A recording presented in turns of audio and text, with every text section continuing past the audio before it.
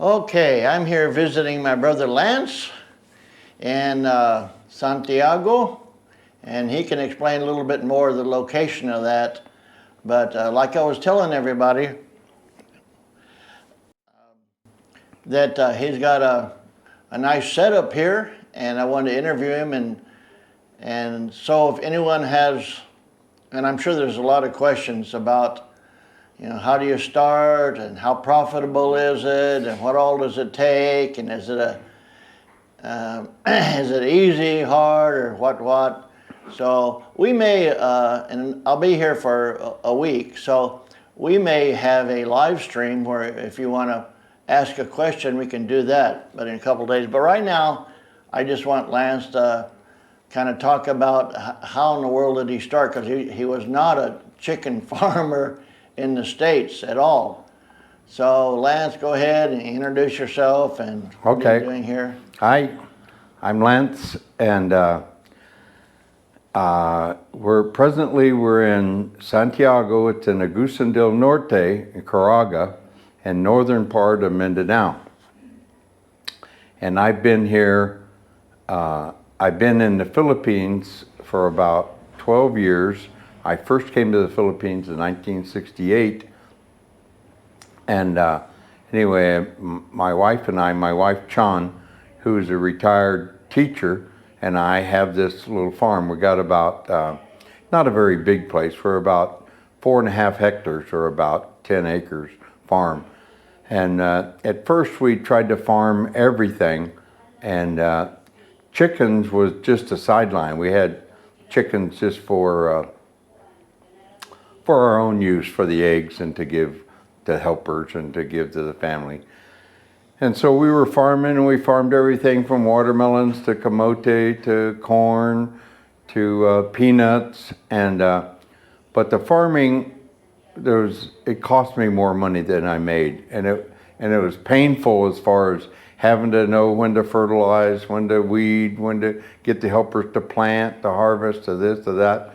So now then what we do is we what they call sharecrop. You know what sharecropping, that's where we just turn the property over to a guy, a real professional farmer, and then when the harvest time comes, we get a portion of the harvest. So that's what we do there.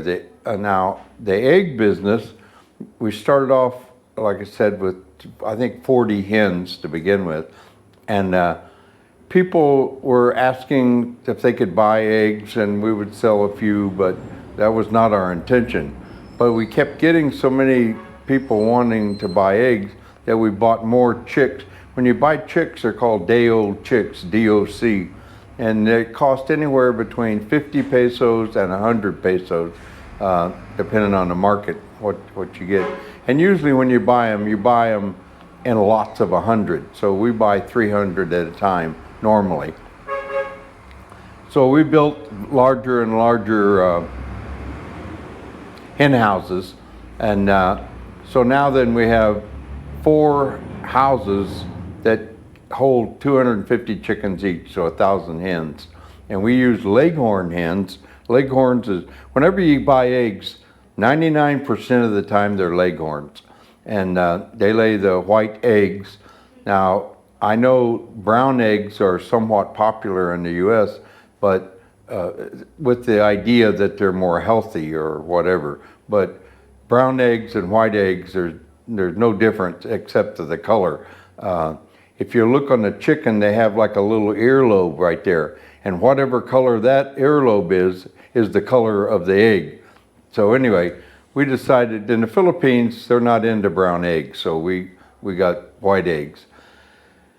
So little by little, or hinay-hinay as they say here, we started getting more and more hens and more buyers. And eventually it worked out to where we had 1,000 hens, and we were getting 25 to 30 trays. In the US they call them flats of eggs. They're little cardboard things that hold 30 eggs. And so we're getting between 25 and 30 of those a day. And so the selling point with our eggs is we harvest them in the morning and we deliver them in the afternoon. So they're less than 24 hours old. And so a lot of bakeries like to buy, like we have bakeries that buy 5 trays every day for making their bakery stuff. And sorry stores, the little stores buy our eggs.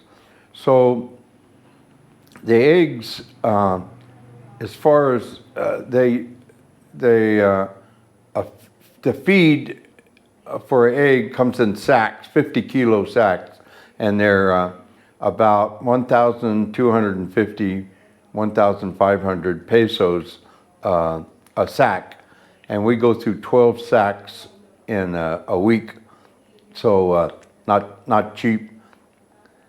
And then once a month you have the vitamins and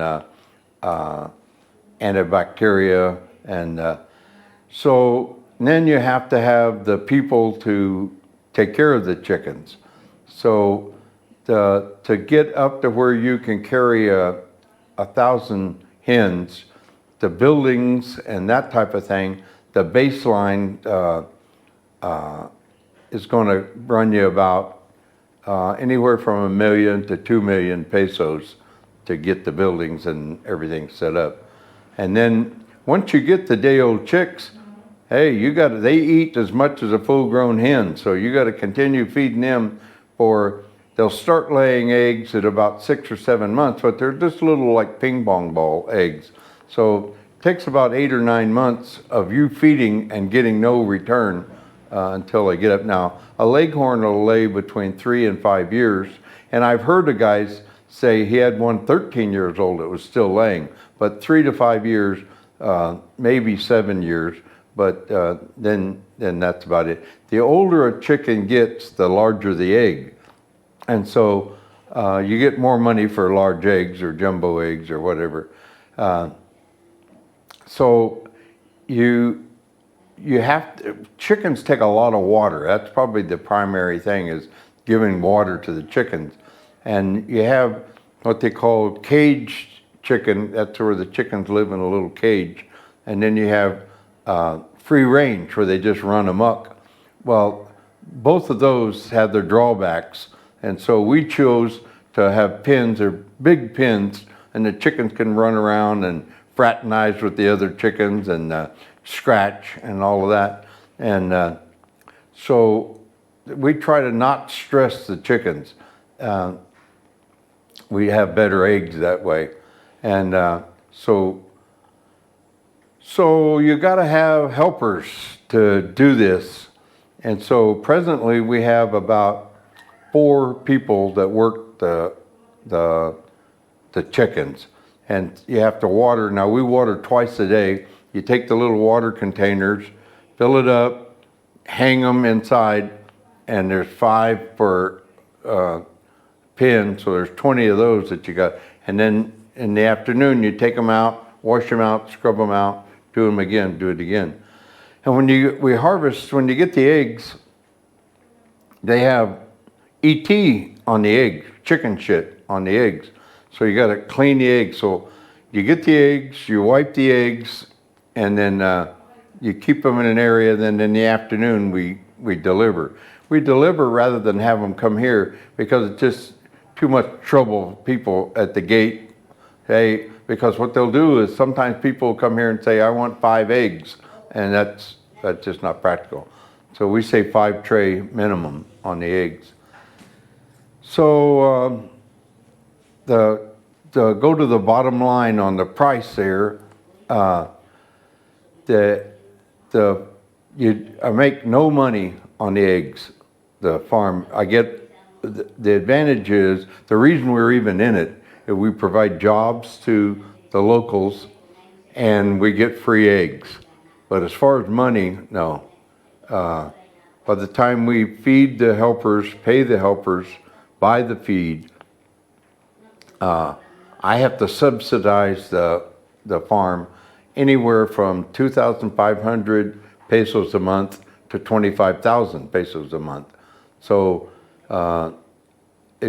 it's a good hobby type of thing, but there's certainly no money in it.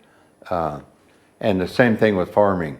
There was there was no money and no cash money, no return, no profit. By the time you pay the wholesaler and all of that stuff, you're in the hole. So I know there are people who do farm, but they farm, you know, like 20 hectares or something like that. And these are professional farmers that do that. So we have goats, but the goats, we have about anywhere between 10 and 20 goats. And the idea was that we would use the goats to eat a goat when you have like a birthday party or something like that. You slaughter a goat, or sometimes we'll sell a goat, but you don't make any money on the goats. And so, Bud, anything else? Any questions? How about pigs? No Have you had any pigs. experience We have with no pigs? pigs. No pigs. We tried ducks for a while, but they were good, but we ate them all, and then that was it for the ducks. So Okay. Maybe we could take a little tour. yeah. Okay.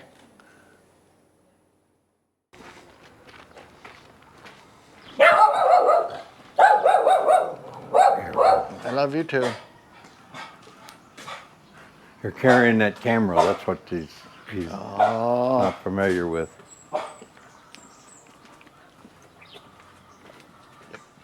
Okay, so this is a barbecue. This area generally in here it's called a dirty kitchen. And we went to a lot of these like Weber barbecues and stuff like that, but we feed about 10 people every day, so it gets a lot of use. And the Filipinos in general like to use wood to cook with. That's just that's traditional what they use, and they feel comfortable using wood. So when we built this, I said I want one that's substantial, one that's big enough to cook a carabao if I wanted to. So anyway, this is what we wound up with right here.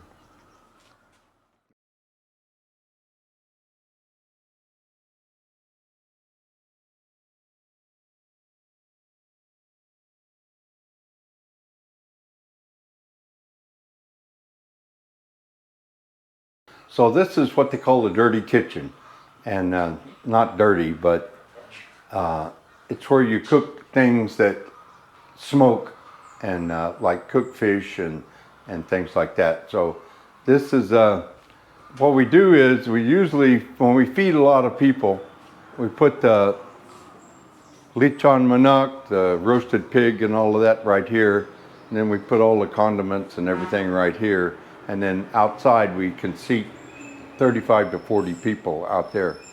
So this is our kitchen, and like normal kitchen. nice. Okay.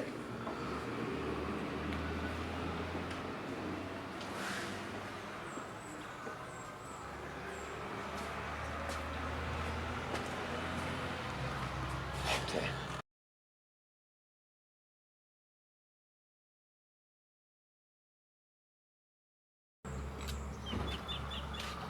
This is our kitchen garden, and we have the food that we eat, vegetables that we eat, we get out of here. Eggplant, okra, Yeah. lettuce, malunggay. You can see some malunggays right Oh there. yeah, man, that's gonna be big before too long. Yeah. So anyway, this is the kitchen garden.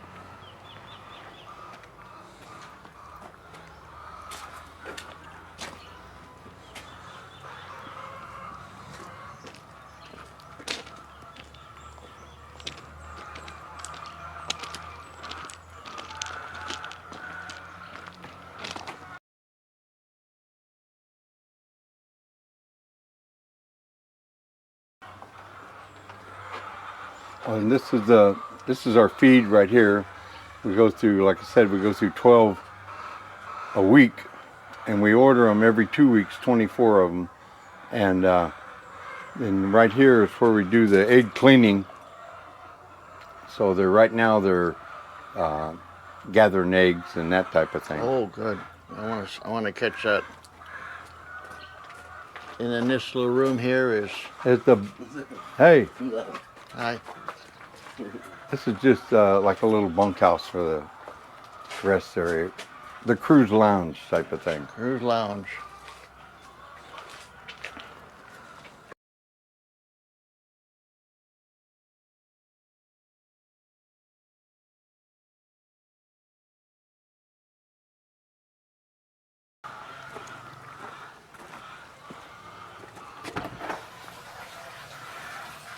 This is the CR for the helpers. I got a shower and a toilet here, so they Yep. it's all their own.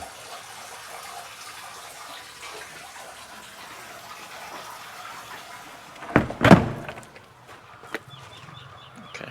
Okay. This is sit right on top of the septic tank. Okay. That's a big septic tank underneath there.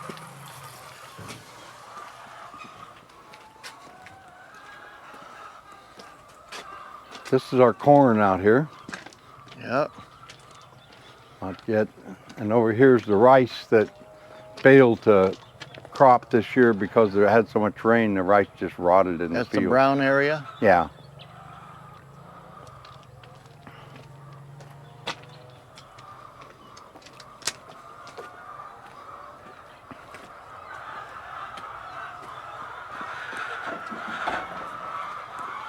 And this is the hens. This is our girls that do the work. Can you open this door so I can stick my camera in there? If it does open, yeah. Hey, there's an egg. Wondering where that egg was.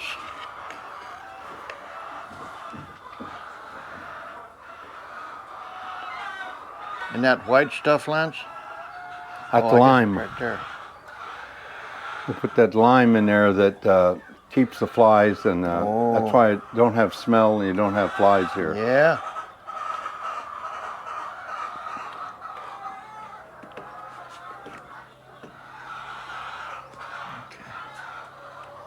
Okay. Yep.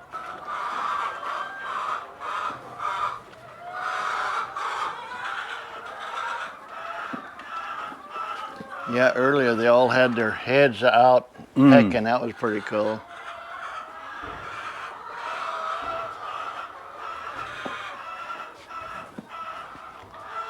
I don't know how the light. I think I can turn the lights on. It'll be okay. Okay. It looks fine, yeah. Okay. You see, the water is kind of red. That's vitamins, Okay. and it turns kind of green whenever we put the antibacteria in there. Okay. All natural vitamins. The vitamins are not. We're not using anything that's going to make them lay or anything Right, like that. right, forcing, The yeah. same vitamins we use here are the same you could feed your baby. Same. Okay. This is where we wash the containers for the water and then fill the water up right Yep. here.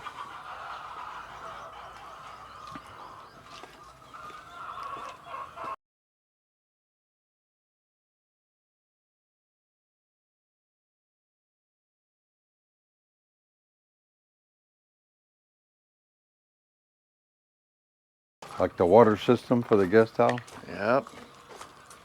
Here's the dragon fruit. Oh, this is interesting here. This is actually the fruit Let me get right on- here. let me get on this side here. Yeah. That'll grow into dragon fruit. Yeah, 1, 2, 3, 4, 5, 6. 6 plants. Yeah, I've already done a tour of the the guest house. Okay.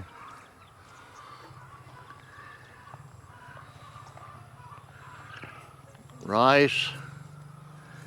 This What is the else? goat pen right here. Oh. Okay. We have between there and over here, the goats can go over here or they can go over there. Walk over here.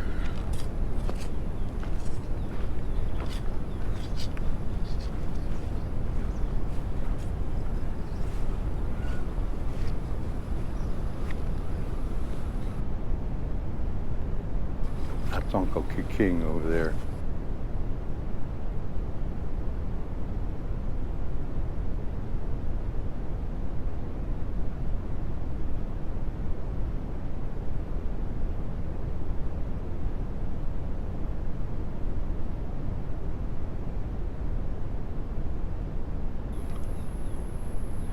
Now, how far is your property? Is it that fence over there with trees? Where those tree line.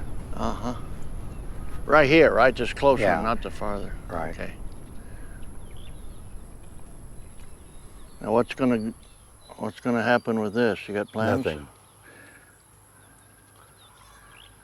This is where we were going to build the house right here. Oh, yeah. Yeah, there's the goats, all right. And what happens when the goats, when they get big, or when do you decide to just Whenever a you party comes up or Yeah. somebody's having, like the police department, they'll have their Christmas dinner or something Okay. like that, and they'll want a goat. Okay. A goat's best goat is like 6 to 7 months old, Oh, really? but they're not that big. And so people say, no, I want a bigger one. So they say, well, you can get we have big ones, but they're going to be like shoe leather trying to eat. Yep. Do you like goat? Not really. Yeah. Do you? Not really. I've had some. It's flavor and a little bit chewy. Maybe I had the older goat, bigger the goat. Oh, goat. Yeah. One time I was staying, well, this Vietnamese couple had invited me to come, and I noticed they had this goat, but looked like they were forcing some kind of a liquor down his throat. Huh. I don't know what that was all about. Yeah, I don't know. But then a little bit later, there was the head and there was the body, and it wasn't very appetizing. Maybe you could talk about what happened here. Yeah, this area right here, where you see the brown, we had a little forest right here, and the trees were mature, where you can see the stump right there. You can see how big. Yeah. And we had like little picnic tables and stuff like that here. And then the typhoon, Odette. Yeah. Odette Yeah. came through, tore down. So we had, between here and the orchard across the street, we lost like a little over 100 trees. Wow.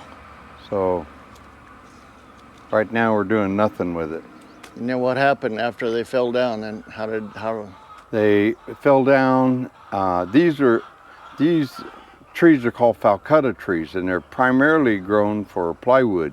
They grow fast, and so the people who harvest falcutta trees came, and they cut up. Of course, when they cut up, they don't cut the whole tree. They just cut the best part of it. Yeah. And so they hauled that off, and we got virtually nothing for it. And then we burnt off all the limbs, and we still got some to burn off. Got any plans for that field out there where the cow is? Yeah, we're going to put dwarf coconut trees all out there where the corn is and everything, and then intercrop with cows. Just have cattle out there. So it'll be a pasture and coconut field. Yeah. That coconut is sharecropped, right? I mean coconut, corn. Yeah, the corn is sharecrop, yeah. This is 1 hectare right here, this area. Okay. And a hectare is 2.5 acres. Okay.